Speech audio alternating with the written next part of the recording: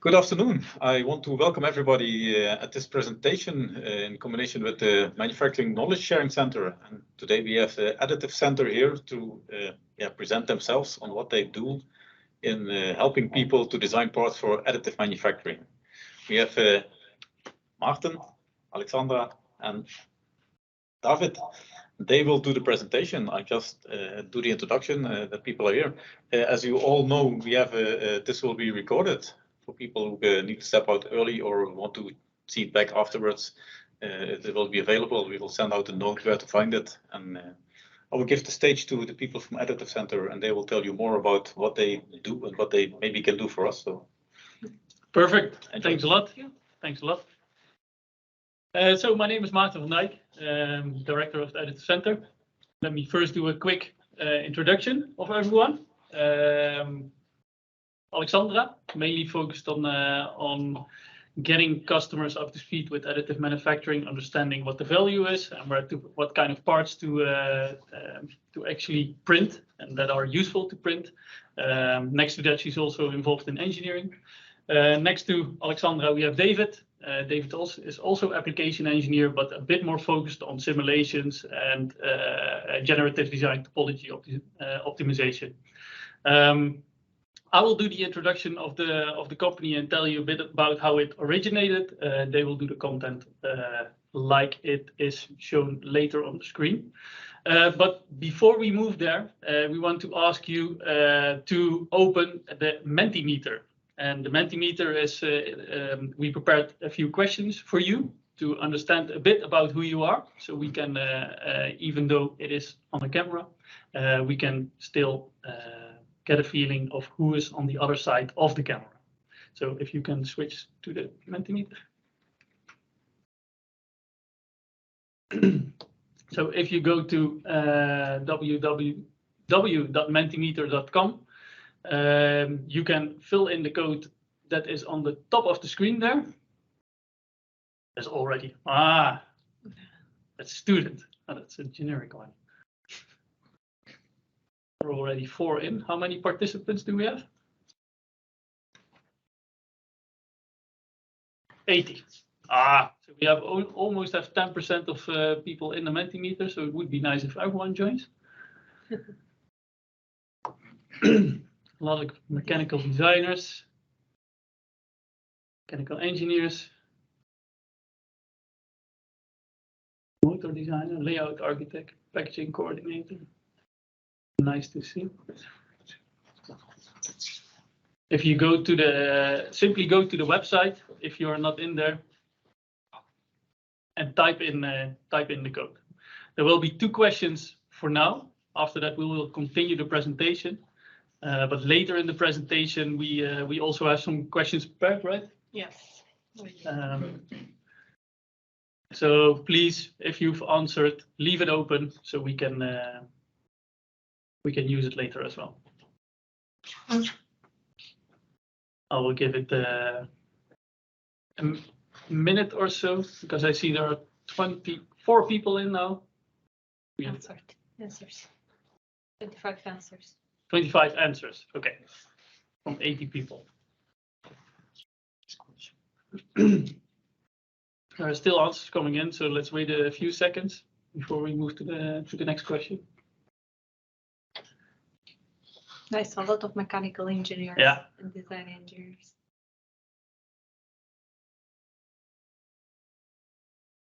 So the presentation is mainly interesting for mechanical designers and design engineers. So we kind of anticipated that. So it's good to see that is also the case. But of course, also I see a tool engineer, very interesting for additive manufacturing, 3D printing. I think we have 54 answers right now. I think we can switch to the next question. So the first question was, what is your profession? So that we can also adjust a bit on how we present the content of today. The next question is, when did you hear AM? This AM is additive manufacturing, 3D printing. And what is the first thing that comes to your mind? We asked that question because we see that there is a big difference between people in companies. That also provides us a bit of context on what message to convey. So hobby printing at home, that's always where it starts. So it's good that 7 persons already answered that. Fast prototypes for visualization probably helps a lot then to validate the design. And 13 of the 51 actually think about structural and use parts, which is big. That's nice. All right, I think that the ratio will stay a bit the same. All right, thanks. So let's continue with the presentation. Please keep the Mentimeter open so we can jump back to that a bit later in the presentation. If you did not answer, feel free to answer. And if we can go back to the presentation. Yes. Let's see. We have a crocodile moment. Quick explanation. We need to switch to a certain monitor, otherwise this won't work.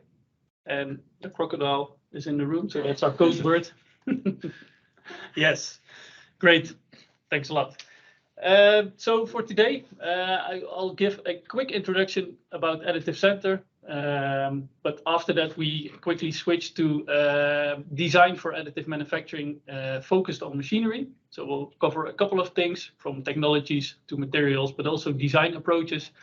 After that's the part that Alexandra will do. After that, we quickly switch to applications and to really take some applications and explain to you why we made certain choices, and especially related to the technologies. We will conclude with how to choose the right parts, because for some people that is quite challenging. So where does it add value? Where can you better not choose 3D printing? We'll conclude, and afterwards we have a question and answer and a quiz. But first, Additive Center. So Additive Center we're based in Eindhoven at the Brainport Industries campus, and our focus is to use additive manufacturing for end-use parts. So the 13 people that said the first thing that I think about when I think about 3D printing is end-use parts. That is our focus. Hopefully, we can convey the message today that the rest will also think about end-use parts when they think about additive manufacturing. Our main focus is about creating benefits with additive manufacturing. The company was founded in 2018, so that's we're a young company. The first step that we took is understand how we can actually help companies implement 3D printing as an additional way of manufacturing. We understood quite quickly that it is a process, because you need to gather competences, you need to gain experience, you need to build the processes in the company, and then build a network around your company to actually supply that. And to facilitate that, we in 2021 ended up at the Brainport Industries campus, joined the ecosystem of 3D printing in Eindhoven called Incubator.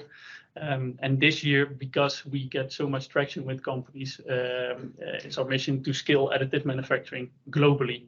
And we specifically made a help desk for that to make sure that we can answer any questions that you might have. We do that with a couple of services, ranging from the start, so workshops, creating competences, consultancy to build business cases, to engineering services where we help customers define new products that take full benefit of 3D printing, or redesign parts that are currently already in machines. To make sure that we expand the impact that we make, we also have the part identification program. That means we screen full machines, and based on certain parameters, we define, okay, 3D printing should be implemented for these specific parts, because it creates a benefit in cost, it creates a benefit in lead time, it creates a benefit for your customer, because it adds more value. And as, of course, the last step, we also have a global network of suppliers. So we can locally, all around the world, provide you the parts that your customer or you need. Yeah, well, I can also make these orange. But the big message, and that's also where what we will focus on today, is that you should not do 3D printing because you want to do 3D printing.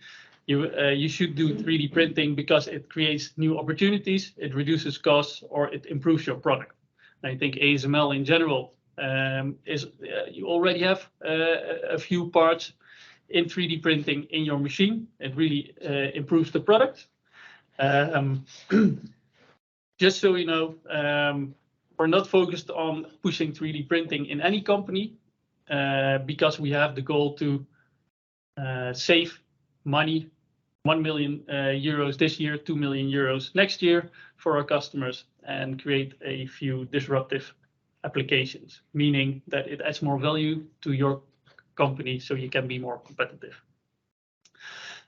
As a small bridge to Alexandra, we see that 3D printing, if you really want to have an impact with 3D printing in your company, and you need to first understand the technology. So you need to build competence and build the understanding, not only on the design and on the engineering, but also on the manufacturing process to make sure that your supplier can provide you with the right quality that you expect. So with the right requirements, so they can produce it once, they can produce it next time as well in the right quality, and that enables you to scale up.